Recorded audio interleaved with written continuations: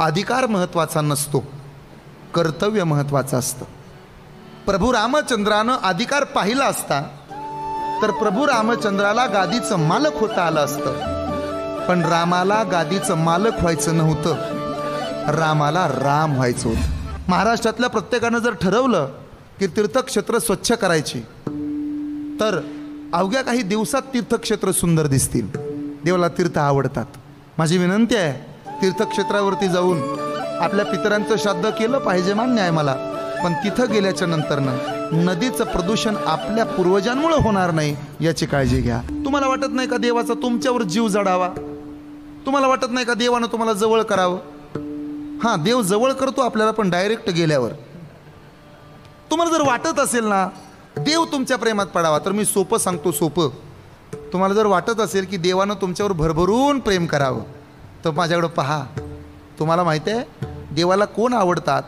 जे भक्ताचं कौतुक करतात ना ते आवडतात. देवाला तुमचा पैसा, धन, दौलत, सोनं नाणं आवडेल ना आवडेल तो त्याचा मालक आहे, पण देवाला कार्तिक एकादशीचा सोहळा मनापासून आवडतो. देवाकडे धन धान्य पैसा सोनं नाणं अडका मागाल न मागाल तो तुमचा भाग आहे, पण पांडुरंग परमात्म्याला एवढं म्हणा, अरे वर्षभर नाही जमलं तुझ्या दारात यायला, वर्षभर नाही जमलं तुझं दर्शन घ्यायला, पण कार्तिक एकादशीला तुझ्या दर्शनानं आमचं आयुष्य सुजलाम सुफलाम व्हावं आणि आमच्याकडून तुझी सेवा आयुष्यभर घडावी, हेच मागणं कार्तिक एकादशीला तुझ्या समोर आहे. जीवाला असंच वाटतं फक्त आपलं बरं असावं, लोकांचं वाटोळ व्हावं, आपलं बरं असलं पाहिजे, लोकांचं होऊ दे वाटोळ, असं सगळ्या जीवाला वाटतं. एका गावात बाई होती आणि त्याच गावात माळीनबाई होती. दोघींची ओळख बाजारात झाली. माळीनबाई भाजीच्या पेंड्या विकायला आली होती आणि मावशी गाडगी विकायला आली होती. त्याला मडकं म्हणतात, गाडगं म्हणतात. मग ती एका बाजूला बसली, शेजारी भाजीवाली बसली. दोघीच्या त्या भाजीच्या पेंड्या विकता विकता आणि गाडगी विकता विकता गप्पा सुरू झाल्या. म्हणे तुम्ही कोण्या गावच्या? मी पंढरपूरचीच आहे. तुम्ही? मी पण इथलीच आहे. मग कधी दिसला नाही? नाही दिसले, पण आता ओळख होईल. मग दोघी जणी मैत्रिणी झाल्या. दोघींचं विकून झाल्यावर दोघींनी एका प्लेटमध्ये पाणीपुरी खाल्ली, मग शेवपुरी दाबली जिथल्या तिथं, आणि मग दोघीच्या गप्पा चालू झाल्या. कसं येतावं? काय सांगावं, डोक्यावर घेऊन येते भाजीच्या पेंड्या. ओझं होत असेल ना, मान मोडायची पाळी येते. मग बाईला हिनं विचारलं, माळीन मावशीनं, तुम्ही कसे येता? मी पण तशीच येते, डोक्यावर वजं घेते आणि इथंपर्यंत येते, मान मोडायला होते, कसं तरी इथं येते, लई त्रास होतो, पण आता सांगते कुणाला? माळीनबाई म्हणाली, माझ्याकडे एक आयडिया आहे. काय? माझ्याकडे एक युक्ती आहे. काय युक्ती आहे? आपण दोघीत मिळून ना एक उंट खरेदी करू. दोघींनी 12,500 रुपये जमवले आणि 25,000चा उंट दोघीत मिळून खरेदी केला. मग दोघींनी उंट खरेदी केला. मी काय सांगतो माहिती आहे ना, जीवाला वाटतं फक्त आपलंच बरं व्हावं आणि लोकांचं वाटोळ व्हावं. उंट खरेदी केला. उंटही मोठा होता, ताकदीचा होता. एका बाजूनं भाजीच्या पेंड्या बांधल्या माळीनबाईच्या आणि दुसऱ्या बाजूनं गाडगी बांधली. उंट निघाला, चालत चालत उंट निघाला बाजाराच्या दिशेनं. उंटाच्या पुढं चालत होती माळीनबाई आणि उंटाच्या मागं चालत होती बाई. आता खायची वस्तू पाठीवर आहे, उंटाला करमलं नाही. उंटानं मान मागं घेतली आणि एक एक एक एक एक एक भाजीची पेंडी ओढायला लागला. आता उंटाच्या मागं कोण चालत होती? बाई. आणि उंटाच्या पुढं कोण चालत होती? माळीनबाई. भाजीच्या पेंड्या कुणाच्या? माळीनबाईच्या. दिसल्या कुणाला? बाईला. आता बाईला सगळं दिसतंय. उंटानं मान मागं घेतली, भाजीच्या पेंड्या वडायला चालू केल्यात. मग बाईचं काम होतं की नाही, हो बाई त्या उंटाचं दावं वडा, तुमच्या भाजीच्या पेंड्या खातात. पण बाईला वाटलं फक्त माझंच बरं झालं पाहिजे. ऐकताय ना, जीवाला काय वाटतं? फक्त आपलंच बरं असावं. जीवाची आवड आहे, जीवाला वाटतं माझंच बरं व्हावं, माझंच बरं व्हावं. बाई म्हणाली, खाऊ द्या खाऊ द्या, हिच्याच भाजीच्या पेंड्या खाते, खाऊ द्या, तिचेच 4 रुपये कमी येतील. 2 पेंड्या खाल्ल्या, 4 पेंड्या खाल्ल्या, 5 पेंड्या ओढल्या आणि जसं 6व्या पेंडीला उंटानं मागं तोंड घातलं तसं एका बाजूचं भाजीच्या पेंड्याचं वजं कमी झालं आणि दुसऱ्या बाजूला गाडगी होती त्या बाजूला वजं वाढलं आणि धप दिशे सगळं डांबराव पडलं. हिच्या तरी 5-25 पेंड्या वाचल्या, पण हिचं औषधाला एक गाडगं सुद्धा वाचलं नाही. तुकाराम महाराज म्हणले, तुला वाटलं फक्त तुझं बरं व्हावं म्हणून आधी तुझं वाटोळं. ज्या दिवशी आपल्या पोराचा पहिला नंबर येतो त्या दिवशी शेजारची माणसं बोलायची बंद करतात. जोपर्यंत आपली शेती पडीक राहते तोपर्यंत गावकीला भावकीला गोड राहतो आपण. ज्या दिवशी आपण आपला 1.5 एकर वाहीत करू त्या दिवशी आपलीच गावकीनं आपलीच भावकी आपला रस्ता अडवते. इथं प्रत्येकाची आवड भिन्न भिन्न आहे, सावध राहा. तुम्हाला वाटलं काय सगळ्याच्या आवडी एक आहेत? तुम्हाला जे आवडतं ते सगळ्याला आवडेल अजिबात नाही. जे आपल्याला आवडतं ते लोकाला आवडेलच असं अजिबात नाही. जीवाची आवड भिन्न आहे. माझ्या दादानो, अधिकार महत्त्वाचा नसतो, कर्तव्य महत्त्वाचं असतं. प्रभू रामचंद्रानं अधिकार पाहिला असता तर प्रभू रामचंद्राला गादीचं मालक होता आलं असतं. पण रामाला गादीचं मालक व्हायचं नव्हतं, रामाला राम व्हायचं होतं. सीतेनं मनात आणलं असतं तर गादीची मालकीन झाली असती. सीता आहे ती भगवती, जगाची मालकीन आहे. काय कमी आहे तिला? लक्ष्मी म्हणतात तिला. पण अधिकार पाहिला नाही, तिनं कर्तव्य केलं. नवऱ्यानं सांगितलं, सीते वनवास मला जाहीर झालाय, येऊ नकोस माझ्या पाठीमागं. सीतेनं उत्तर दिलं, देहापासून काय सावली वेगळी करता येते? साखरेपासून काय गोडी वेगळी करता येते? मालक, जसं फुलापासून सुगंध वेगळा होत नाही तशी अर्धांगिनी वेगळी होणार नाही. निरोप माझा कसला घेता, निरोप माझा, निरोप माझा, निरोप माझा कसला घेता, जेथे राघव तेथे सीता. सावली काय बाजूला होते, सुगंध काय वेगळा होतो, साखरेपासून काय गोडी बाजूला होते. ही येणार सीता. कर्तव्य केलं कुणी? सीतेनं. सीतेनं मनात आणलं असतं तर गादीची मालकीन झाली असती. पण सीतेला गादीची मालकीन व्हायचं नव्हतं महाराज. सीतेला कर्तव्य करायचं होतं, तिला सीता व्हायचं होतं. माझा प्रश्न आहे तुम्हाला, रामाचं मंदिर माहिती आहे तुम्हाला? श्रीराम मंदिर माहिती आहे ना? रामाच्या शेजारी अजून एक जण उभा आहे, त्याचा भाऊ. काय नाव आहे हो त्याचं? लक्ष्मण. रामाच्या शेजारी एक जण उभा आहे, काय नाव आहे त्याचं? लक्ष्मण. मला उत्तर हवं आहे. राम देव आहे म्हणून पूजला जातो, लक्ष्मणाचं काय काम आहे? पण लक्ष्मणानं अधिकार पाहिला नाही, लक्ष्मणानं कर्तव्य केलंय. थोरल्या जावेनं धाकट्या जावेला हाक मारली पाहिजे. अगं आवरलं का तुझं? का हो ताई आज लवकर हाक मारता? चल पटकन गाडीवर बैस. थोरल्या जावेनं स्कूटीची चावी फिरवली पाहिजे, तिनं स्टार्टर मारला पाहिजे. धाकटी जाऊ पाठीमागं बसली पाहिजे. धाकट्या जावेला तिनं घेऊन कपड्याच्या दुकानात नेलं पाहिजे. पाहिजे तसली साडी काढ. तिनं 2000ची साडी काढावी. थोरलीनं म्हणलं पाहिजे, अगं 2000ची साडी काढते, 5-6 हजाराची घे गं. आम्ही तर गरिबीतनं दिवस काढले. तुझ्या आधी 5 वर्ष नांदायला आले. मी जेव्हा घरी आले होते तेव्हा दारामध्ये फरशी नव्हती, अंगणामध्ये फरशी नव्हती, घरामध्ये फरशी नव्हती. अगं घराच्या नीट भिंती नव्हत्या, घराला प्लॅस्टर नव्हतं, घराला नीट चौकटी नव्हत्या, दरवाजे नव्हते. आम्ही लई कुडामिडीतनं दिवस काढले. अगं तुझ्या सासूनं माझ्या सासूनं तर ठिगळं लावून तिकडं दडवून लुगडं नेसलं. पण आता आपले दिवस चांगले आलेत. हे बघ, मी थोरले आहे की नाही, मी कर्तव्य करणार आहे. तू अजिबात काळजी करायची नाही. 5000ची साडी घे, पैसे कमी पडले तर मी देणार आहे, अजिबात चिंता करायची नाही. असं म्हणणारी बाई आणि असं वागणारी बाई सध्या कलियुगातली सीताच आहे, हे लक्षात राहू द्या. कलियुगातल्या सीता व्हा. पण जी बाई खुशाल नवऱ्याला सोबत घेते, कपड्याच्या दुकानामध्ये जाते, बाजारला जाते, भरपूर खरेदी करते, माघार येते, आणि मग जर घरातल्याने विचारलं हे एवढं सगळं कुणी काय दिलं, ती म्हणते काय झालं, पप्पांचा अचानक फोन आला, मम्मीचा अचानक फोन आला, मम्मी पप्पा म्हणाले तुम्ही लवकर या, तुम्हाला कपडे घ्यायचे. हे आमचं काय नाही, सगळं आहे ना ते सगळं पप्पाचं आहे. पैसा नवऱ्याचा, अण्णाव बापाचं करते. कलियुगातली कैकईच आहे, हे लक्षात राहू द्या. माझी विनंती आहे तुम्हाला, कैकई होऊ नका. तुम्ही कोण झालं पाहिजे? तुम्ही सीता झालं पाहिजे. अधिकार पाहायचा नाही, जीवानं कर्तव्य पाहायचं, जीवाची आवड. चला जाऊ साधूच्या आवडीकडं. साधूला विचारलं काय आवडतंय तुम्हाला?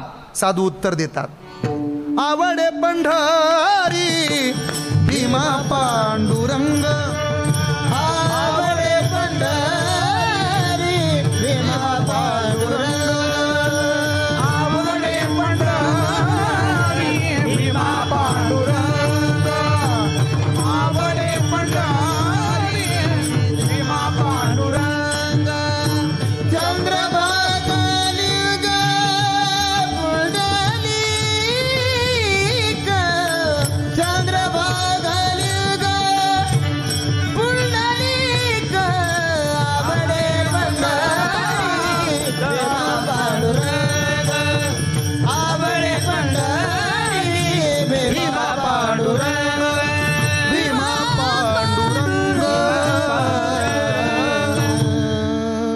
कामधेनु कल्पतरू चिंतामणी. देवाला आवडते, साधूला आवडते. साधूला काय काय आवडते? पंढरपूर आवडते. माझे जीवेची आवडी पंढरपुरा नेईन गुडी. साधूला हे आवडतं. तुम्हाला मला प्रपंच आवडतो, पण जगद्गुरु तुकोबऱ्यांना प्रपंच नाही आवडला. बसलेले 3644 एकराचा सातबारा, 42 लाखाची जहागीरदारी आहे, श्रीमंत आहेत. तुकाराम महाराजांना तुका शेठ म्हणत होते लोक, पण महाराजांकडे वैराग्य एवढं होतं की महाराजांनी संसारावर तुळशीपत्र ठेवलं. ऐकता ना आपण? संसारावर तुळशीपत्र ठेवलं, याला वैराग्य म्हणतात. वैताग आणि वैराग्य या दोन शब्दात अंतर आहे बरं.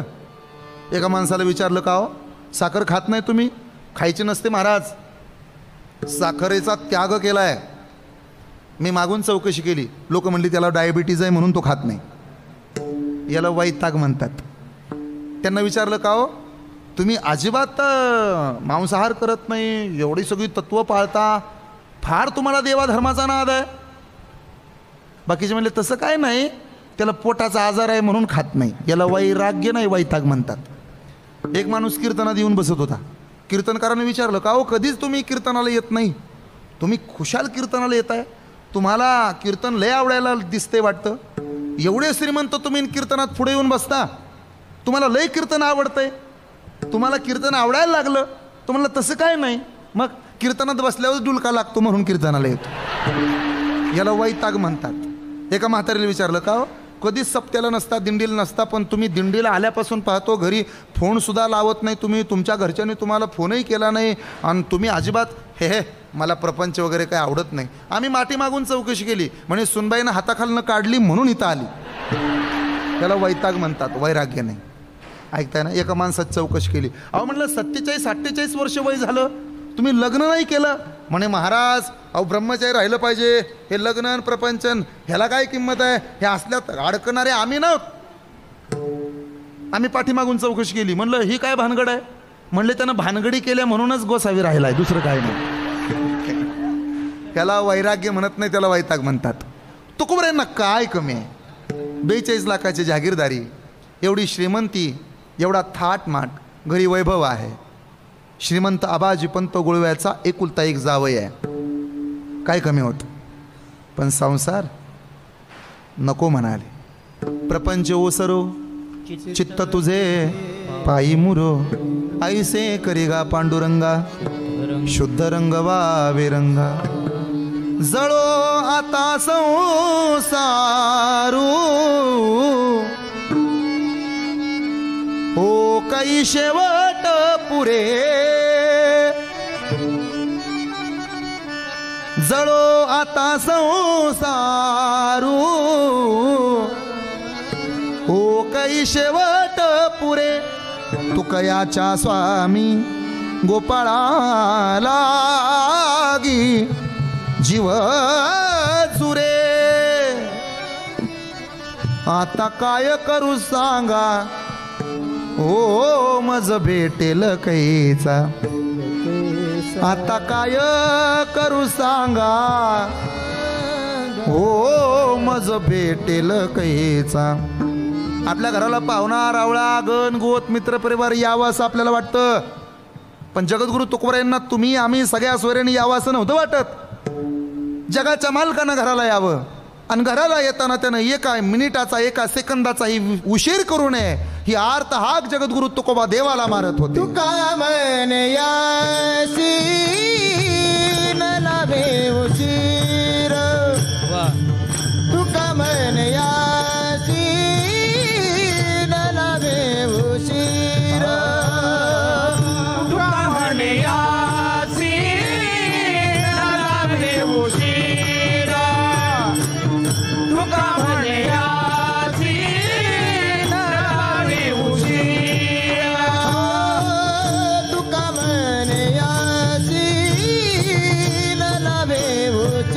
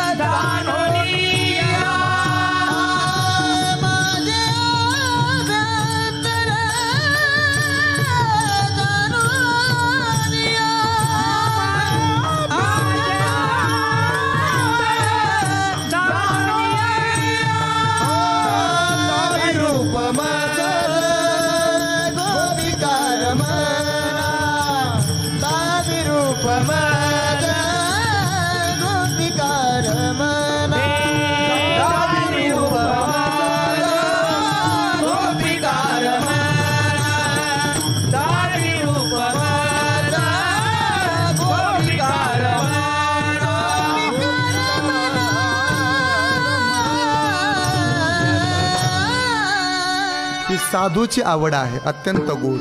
आणि म्हणून आवडे हे रूप गुजरे सगुण पाहता लोचन सुखावले.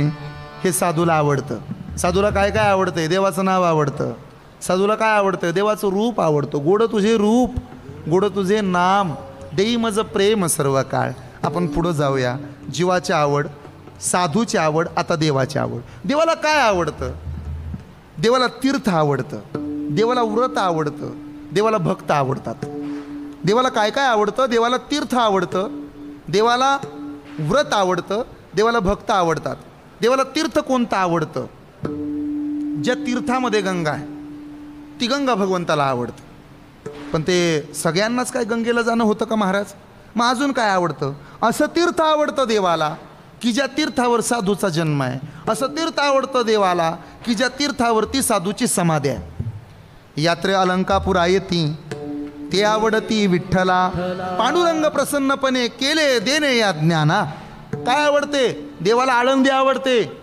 कार्तिकीचा सोहळा झाला की पांडुरंग परमात्म्याची पालखी पाठीमागं जाते आणि कुणाला जाऊन भेटते? ज्ञानोबरायांना भेटते. पांडुरंग परमात्म्याची पालखी थेट जाते आणि आळंदीला जाऊन ज्ञानोबरायांना समाधीस्थ पांडुरंग करतात. आणि म्हणून देवाला काय आवडतं? देवाला तीर्थ आवडतं.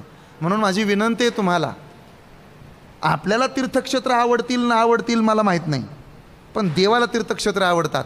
म्हणून आपल्या सभोवतालची मंदिरं स्वच्छ ठेवा. आठवड्यातून एखादा दिवस काढा आणि त्या दिवशी आपल्या शेजारच्या मंदिरात जा. ते मंदिर स्वच्छ करा, गाभारा स्वच्छ करा. मंदिरातली पूजा अर्चना तुमच्याकडून होईल न होईल, पण कमीत कमी मंदिरातली साफसफाई करा. तीर्थ देवाला आवडतात. आपल्या परिसरामध्ये जर तीर्थक्षेत्र असेल तर त्या तीर्थक्षेत्रावरती जाऊन घाण करू नका. तीर्थक्षेत्रावरती जाऊन कचरा करू नका. पांडुरंगाच्या पाया पडायला गेलाय, दर्शनाला चाललाय, जाता जाता बिस्किटच्या पुड्याचा एखादा कागद तुम्हाला पडलेला दिसला, तुम्ही तो कागद उचलला आणि कचरा कुंडीमध्ये नेऊन टाकला, तरी तुम्हाला पांडुरंगाच्या दर्शनाचं फळ आहे हे लक्षात राहू द्या. गेलाय तुम्ही देवाच्या दर्शनाला आणि तिथं जाऊन तुम्ही झाडलोट केली, मिळालं तुम्हाला पुण्य. गेलाय तुम्ही पांडुरंगाच्या देवाच्या दर्शनाला आणि तिथं जाऊन तुम्ही दिवाबत्ती केली, मिळाला तुम्हाला भगवान परमात्मा. जा तुम्ही ईश्वराच्या दर्शनाला, रांगेत जरूर उभा राहा, पांडुरंगाच्या पायाचं जरूर दर्शन घ्या, पण वापस येताना आपल्यामुळं पंढरपूर, आपल्यामुळं आळंदी, आपल्यामुळं देहू, आपल्यामुळं पैठण कसं स्वच्छ राहील याची काळजी घ्या. तीर्थक्षेत्र देवाला आवडतात, देवाला तीर्थ आवडतं हे विसरायचं नाही. चंद्रभागेमध्ये जावं, गोदावरीत जावं, इंद्रायणीमध्ये जावं आणि आपल्याकडून ह्या नद्यांची स्वच्छता व्हावी. महाराष्ट्रातल्या प्रत्येकानं जर ठरवलं की तीर्थक्षेत्र स्वच्छ करायची तर अवघ्या काही दिवसात तीर्थक्षेत्र सुंदर दिसतील. देवाला तीर्थ आवडतात. माझी विनंती आहे, तीर्थक्षेत्रावरती जाऊन आपल्या पितरांचं श्राद्ध केलं पाहिजे, मान्य आहे मला, पण तिथं गेल्याच्या नंतरनं नदीचं प्रदूषण आपल्या पूर्वजांमुळं होणार नाही याची काळजी घ्या. आपल्या पितरांमुळं, आपल्या वडिलामुळं, आपल्या बापामुळं, आपल्या आईमुळं, आपल्या आई वडिलाच्या अस्थी नदीमध्ये सोडल्यामुळं जर एखाद्या माणसाला ते पाणी पिल्यानंतर घशाचा कॅन्सर होत असेल, तो आजारी पडत असेल, त्याचं पोट बिघडत असेल, तर मला असं वाटतं आपल्या आईबापाला पुण्य लागायच्या ऐवजी पाप लागल्याशिवाय राहायचं नाही. तीर्थाकडं महत्त्व द्या, तीर्थाकडं लक्ष द्या. तीर्थक्षेत्र सुंदर बनवा. जिथं तीर्थक्षेत्र असतं तिथं देवाचा वास असतो. तीर्थ देवाला आवडतं. 2, देवाला काय आवडतं? देवाला व्रत आवडतं. व्रत कोणतं? वारकरी संप्रदायाचं महत्त्वाचं व्रत आहे एकादशीचं, ते देवाला आवडतं. आणि एकादशीच्या दिवशी मुखानं घेतलेलं त्याचं नाव ते सुद्धा देवाला आवडतं. व्रत एकादशी करीन उपवासी, गायीनं हरणीसी मुखे नाम. 12 महिन्याच्या 24 एकादशी, त्यातल्या 4 मुख्य एकादशी, त्याच्यातल्या 2 मोठ्या एकादशी, एक आषाढी आणि दुसरी कार्तिकी. या एकादशी देवाला आवडतात. पटलं आम्हाला महाराज, देवाला तीर्थ आवडतं, देवाला व्रत आवडतं. आता देवाला तीर्थ आणि व्रत जपणारा भक्तसुद्धा आवडतो. आणि ज्या अर्थी भक्त आवडतो त्या अर्थी भक्तीसुद्धा आवडते. हेची थोर भक्ती आवडती देवा, संकल्पावे माया, इयरवी तिजी ना चौथी, हे पहिली ना सरती, पै माझी सहज स्थिती तया भक्ती नाम. भक्ती देवाला आवडते. भक्ती का आवडते? येणे जाणे खेपा येण्याची एक एक खुंटती, येणे जाणे खेपा येण्याची एक एक खुंटती, येणे जाणे खेपा येण्याची एक एक खुंटती, येणे जाणे येणे पायी ते कुंड हो भक्ती पंथ बहु सोपा पुण्य नागवया पापा येणे जाणे खेपा येण्याची एके खुंटती भक्ती पंथ बहु सोपा येणे जाणे खेपा येणे जाणे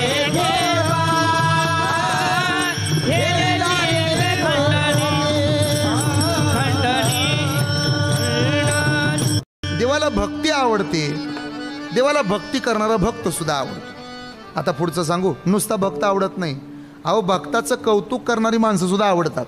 ज्ञानोबरांची एक सुंदर ओवी आहे, तेही प्राणा पुरवते मज आवडती निरुते जे भक्त चरित्राते प्रशंसती.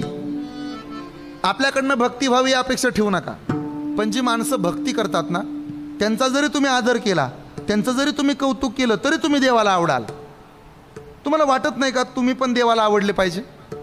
तुम्हाला वाटत नाही का देवानं तुमच्यावर प्रेम करावं? तुम्हाला वाटत नाही का देवाचा तुमच्यावर जीव जडावा? तुम्हाला वाटत नाही का देवानं तुम्हाला जवळ करावं? हां, देव जवळ करतो आपल्याला, पण डायरेक्ट गेल्यावर. तुम्हाला जर वाटत असेल ना देव तुमच्या प्रेमात पडावा, तर मी सोपं सांगतो, सोपं. तुम्हाला जर वाटत असेल की देवानं तुमच्यावर भरभरून प्रेम करावं, तर माझ्याकडं पहा. तुम्हाला माहिती आहे देवाला कोण आवडतात? जे भक्ताचं कौतुक करतात ना ते आवडतात. भक्ताला नावं ठेवणारे आवडत नाहीत. म्हणून एखाद्या वारकऱ्याला, एखाद्या माळकऱ्याला नावं ठेवू नका. तुका म्हणे सत्यकर्मा व्हावे आणि घातलिया भय. काय काय लोक तो खुशाल माळकऱ्यावर, गायकावर, वादकावर, कीर्तनकारावर टीका करतात. माझी विनंती आहे तुम्हाला, तुम्ही फक्त भक्तांचं कौतुक करा तोंडानं. जेवढं तुम्ही त्या भक्तांचं कौतुक कराल तेवढे तुम्ही देवाला आवडाल. एखादा तुम्हाला कीर्तनकार भेटला, त्याला जे हरी घालावा, वा महाराज, अहो तुमच्यामुळं परमार्थ टिकलाय, त्याचं कौतुक करावं, त्याला चांगलं म्हणावं. तुम्ही नका माळ घालू, नका पंढरपूरला जाऊ, तुम्ही नुसतं हरिभक्ताची स्तुती केली, कौतुक केलं तरी देव तुमच्या प्रेमात पडेल. पण तुम्ही म्हणजे अखिल भारतीय मापकाठी संघटनेचे अध्यक्षच होता. ह्याचं माप काढ, त्याचं माप काढ, ह्याला नावं ठेव, त्याला नावं ठेव, मग घोटाळा होतो. तुम्ही फक्त साधूचं कौतुक करावं. साधूचं कौतुक, एक सांगू का, माणसाला हजारो मित्र असावेत, पण त्या हजारो मित्रांच्या यादीला एखादा मित्र माळकरी असला पाहिजे, एखादा मित्र वारकरी असला पाहिजे. एका कुठेही फिरायला घेऊन जाणारे मित्र तुम्हाला 100 मिळतील, पण देवाकडे घेऊन जाणारा मित्र तुम्हाला 900 सुद्धा मिळणार नाही. एखादा मित्र तुम्हाला असा असला पाहिजे, तो खांद्यावर हात टाकून म्हणला पाहिजे, चल कीर्तनाला, बस मांडीला मांडी लावून. अरे लय झालं, कधी सोमवार धरला नाही, कधी रविवार पाळला नाही, बास की आता आपली हाडं जायची वेळ आली, चल बस वाजव टाळी, मन विठ्ठल विठ्ठल. अरे कुठवर लोकांचा बांध फोडत राहतो. असा एखादा मित्र पाळा, सांभाळा. असा एखादा मित्र तुमच्याकडे असला पाहिजे जो तुम्हाला चांगलं सांगेल. माझी विनंती आहे, तुम्ही देवाला आवडाल. तुम्हाला वाटत असेल ना आपल्या प्रेमात देव पडावा, तर तुम्ही फक्त हरिभक्तांची स्तुती करा. तुम्ही जर हरिभक्ताची स्तुती नाही केली तर तिने वाचा पंगू झाली. हरिभक्ताची स्तुती नाही केली तर तिने वाचा पंगू झाली. पुढच्या जन्मात बोबडं व्हावं लागल.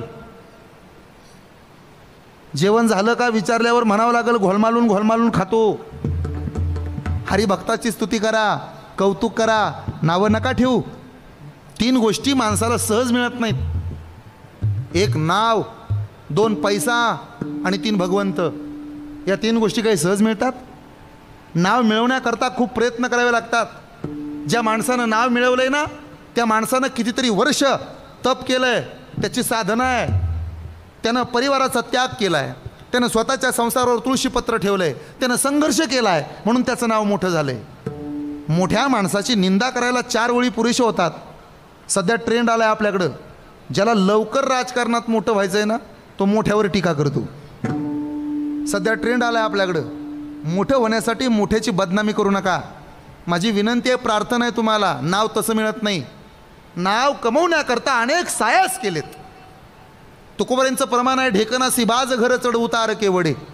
ढेकणाला असं वाटतं पलंगच किल्ला आहे. अरे पलंग कुठं, किल्ला कुठं?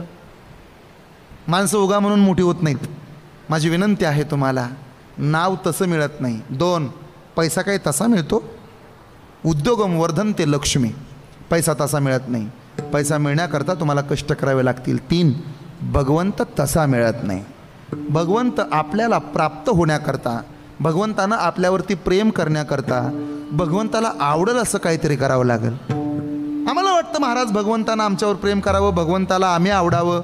मग सांगा ना, भगवंताला देवाला आम्ही आवडावं याच्याकरता नेमकं काय केलं पाहिजे, तो प्रकार कोणता आहे, असं जेव्हा विचारलं तेव्हा शांतीब्रह्म एकनाथ महाराजांनी उत्तर दिलं. आवडे देवासी तो एका प्रकार, आवडे देवासी तो एका प्रकार, आवडे देवासी तो एका प्रकार. हो, सुंदर. आवडे टाळी वाजवा.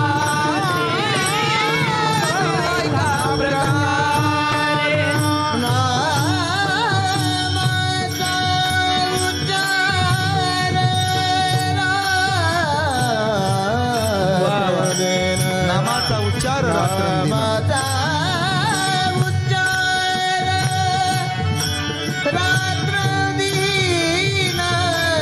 तुळशी माळ गळा गोपी चंदनीला, तुळशी माळ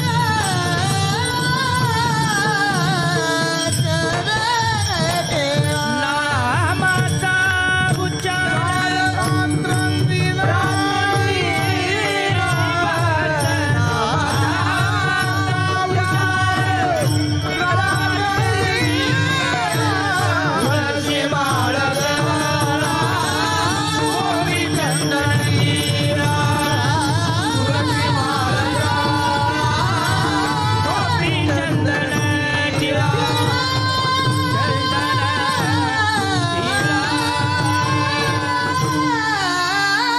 वा वा वा, फार सुंदर.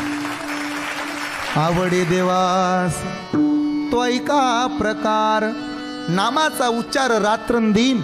देवाला काय आवडतंय, देवाला पूजा अर्चना आवडेल न आवडेल माहीत नाही, पण भगवंताला पंढरपुरातल्या पांडुरंग परमात्म्याला कार्तिकी एकादशीला केलेलं अभ्यंग स्नान, कार्तिकी एकादशीला पांडुरंगाच्या पायाचं घेतलेलं दर्शन आणि कार्तिकी एकादशीला त्याच्या समोर त्याचं केलेलं नामस्मरण नक्की आवडल्याशिवाय राहणार नाही.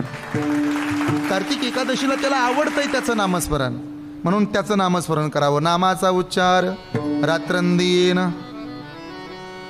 देवाला तुमचा पैसा, धन, दौलत, सोनं नाणं आवडेल ना आवडेल तो त्याचा मालक आहे, पण देवाला कार्तिकी एकादशीचा सोहळा मनापासून आवडतो. देवाकडं धन धान्य पैसा सोनं नाणं अडका मागाल न मागाल तो तुमचा भाग आहे, पण पांडुरंग परमात्म्याला एवढं म्हणा, अरे वर्षभर नाही जमलं तुझ्या दारात यायला, वर्षभर नाही जमलं तुझं दर्शन घ्यायला, पण कार्तिक एकादशीला तुझ्या दर्शनानं आमचं आयुष्य सुजलाम सुफलाम व्हावं आणि आमच्याकडून तुझी सेवा आयुष्यभर घडावी, हेच मागणं कार्तिक एकादशीला तुझ्या समोर आहे. नामाचा उच्चार रात्रंदिन. म्हणून पर्व काळ आहे, या पर्व काळावर तुमच्या आयुष्याचं सोनं करा. कार्तिक एकादशीला त्याचं नामस्मरण केलं पाहिजे. नामाचा उच्चार करा, मनातल्या मनात नाही बरं, उच्चार करा. रामकृष्ण हरी रामकृष्ण हरी रामकृष्ण हरी म्हणा बरं, रामकृष्ण हरी रामकृष्ण हरी.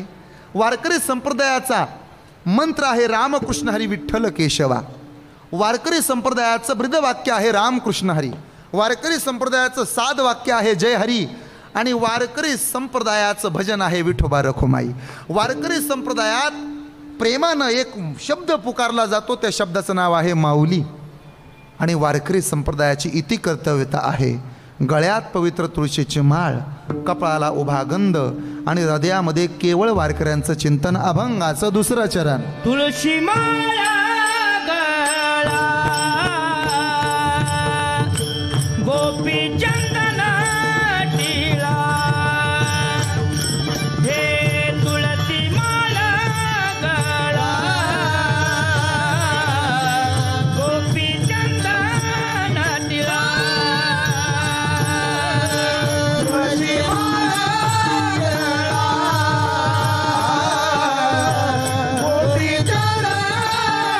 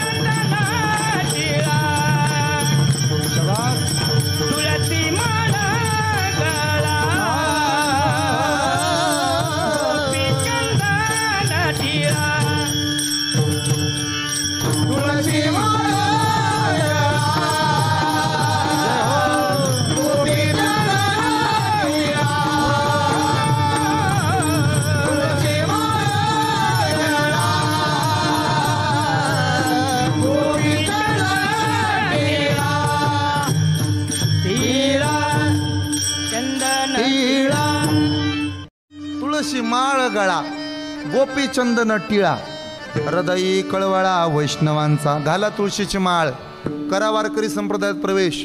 लोक म्हणतील काय आहे असं तुमच्या वारकरी संप्रदायात.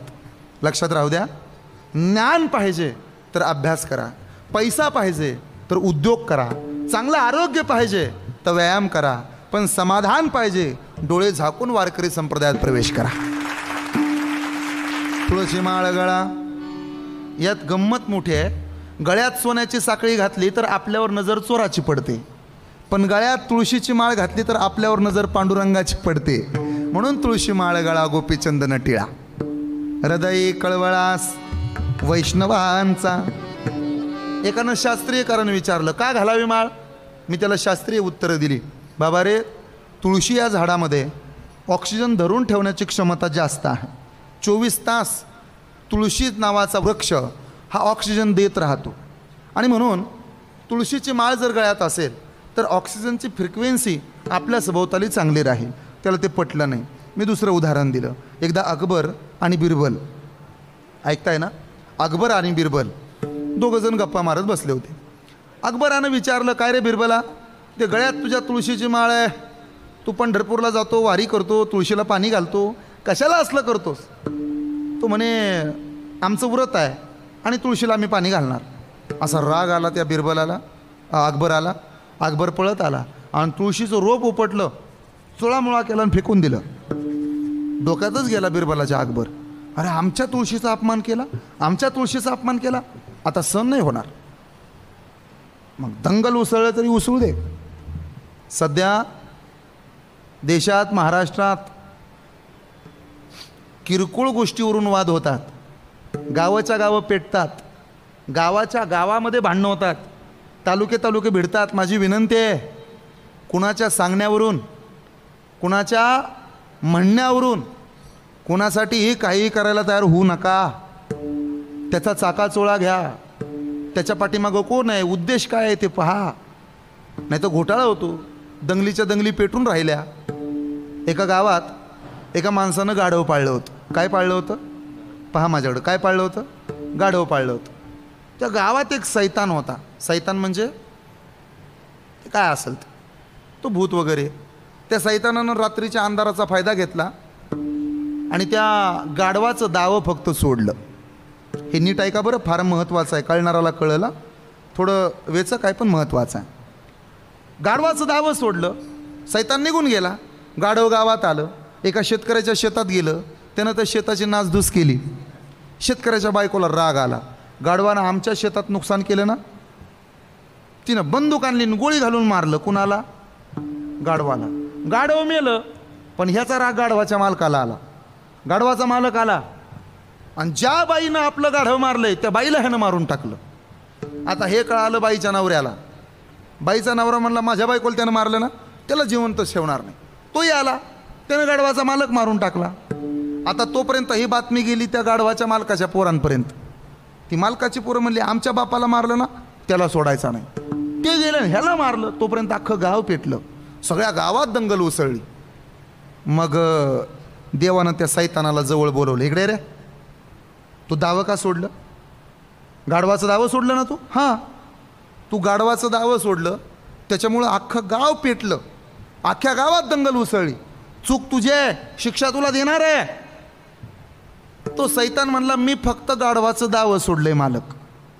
देवा मी काय केलंय, फक्त दावं सोडलंय.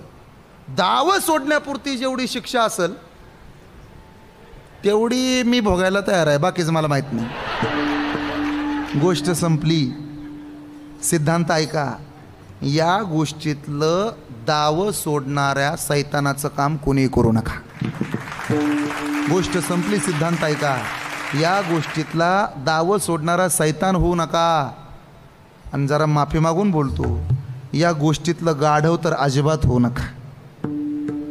कुणाच्या सांगण्यानं, कुणाच्या बोलण्यानं एकामेकाच्या अंगावर जायला लागलेत आपण.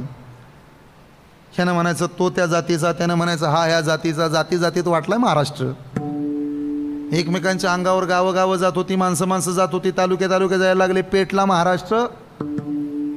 हा महाराष्ट्र एखाद्या विशिष्ट जातीचा नाही, माझा महाराष्ट्र वारकरी संप्रदायाच्या मातीचा आहे, हे प्रत्येकानं लक्षात ठेवावं. कशाला अडकता, कशाला पेटता? एखाद्याच्या सांगण्यानं, एखाद्याच्या म्हणण्यानं पेटून उठू नये. ते बिरबलाला डोक्यातच गेला. कोण? मी कुठं जरी गेलो तरी जागे होतो, तुम्ही काळजी करू नका. अकबर, आमच्या तुळशीचा अपमान केला ना, दाखवतोच तुला. पळत गेला आणि आगागीचं झाड होतं, आगागीचं झाड बघितलं का तुम्ही? त्याच्या पुढं झोपूनच नमस्कार केला. अकबर म्हणला, हे काय आहे आप? ती तुळस आमची आई होती आणि हे झाड आमचा बाप आहे. त्याच्या डोक्यात पक्कच बसलं, आईचा अपमान केला, आता बापाचाही अपमान करतो. पळतच आला, ते आगागीचं झाड घेतलं, असं कुस्करलं अकबरानं, सगळ्यांना चोळामोळा करून फेकून दिलं. काय झालं असेल हो? अशी आग झाली. कुणाची? अकबराची. असा वैतागला, बिरबला इकडे, हे काय झालं बघ. बिरबल म्हणला, आईचा अपमान केला म्हणून बापाला राग आलाय. मग आता काय? आता जाऊन आईची माफी माग. पळत गेला, तुळशीची पानं घेतली, त्याचा रस काढला आणि ह्याच्या अंगावरती लावला. त्याचा दाह शांत झाला. म्हणून तुळशी माळ गळा, गोपी चंदन टिळा.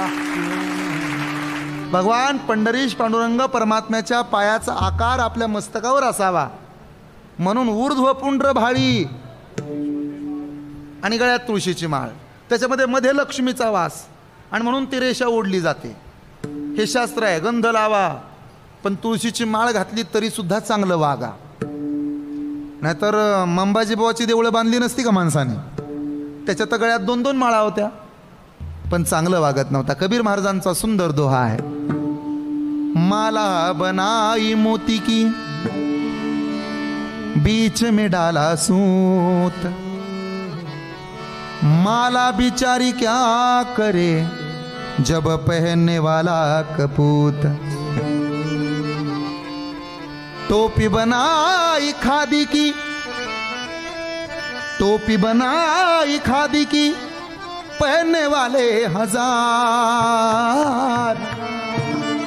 टोपी बिचारी क्या करे जब पेट में काला बाजार, अरे टोपी बिचारी क्या करे जब पेट में काला बाजार.